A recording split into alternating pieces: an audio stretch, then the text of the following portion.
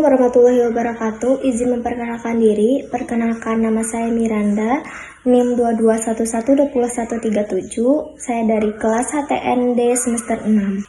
Sebelumnya, yang terhormat Ibu Fitrotus Saadah MH selaku dosen pengampu mata kuliah Hukum Acara Peradilan Agama.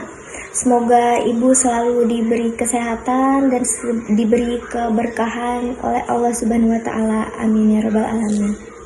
Baik, selanjutnya di sini saya akan mereview materi tentang hukum acara peradilan agama. Baik, di sini saya akan mereview materi tentang hukum acara peradilan agama selama 1 semester ini.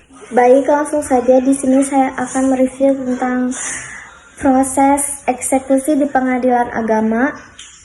Eksekusi di pengadilan agama membahas tahapan pelaksanaan putusan pengadilan yang sudah berkekuatan hukum tetap, terutama saat pihak yang kalah tidak menjalankannya secara sukarela.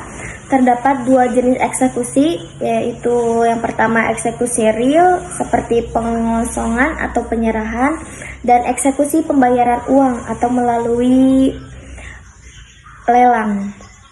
Proses eksekusi mencakup permohonan, penaksiran biaya, peringatan atau unmoney sehingga pelaksanaan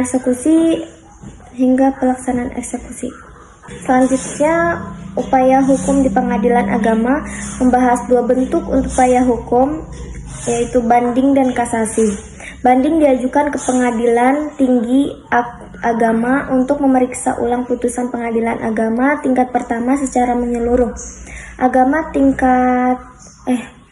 Tujuannya adalah mengoreksi kekeliruan dalam putusan awal. Putusan banding bisa memperkuat, memperbaiki, atau membatalkan putusan sebelumnya. Sementara itu, kasasi diajukan ke Mahkamah Agung bukan untuk memeriksa ulang fakta, tetapi untuk menilai apakah hukum telah diterapkan dengan benar. Mahkamah Agung bisa menolak atau mengabulkan permohonan kasasi berdasarkan alasan hukum yang kuat. Selanjutnya, penyitaan di pengadilan agama. Menjelaskan sita adalah tindakan menempatkan harta tergugat dalam pengawasan hukum agar tidak dipindah tangankan sebelum putusan pengadilan. Ada 4 jenis sita. Yang pertama, sita jaminan, menjaga agar harta tergugat tidak hilang dalam proses perkara. Yang kedua, sita repindikasi terhadap barang milik penggugat yang dikuasai tergugat secara tidak sah. Yang ketiga, sita eksekusi, dilakukan pasca putusan inkrah untuk pelaksanaan eksekusi biasanya berupa uang. Yang keempat, sita marital, khusus pada perkara perceraian untuk menjaga keutuhan harta bersama. Pelaksanaan sita bisa dimohon bersamaan dengan gugatan atau secara terpisah dengan dilakukan oleh jurusita berdasarkan penetapan hakim. Ada aturan ketat seperti larangan menyita hewan kerja, barang milik pihak ketiga, atau melakukan sita tanpa kehadiran jurusita. Yang selanjutnya, gugatan dan permohonan. Menjelaskan perbedaan dan struktur antara gugatan atau ada sengketa dan permohonan atau tidak ada sengketa.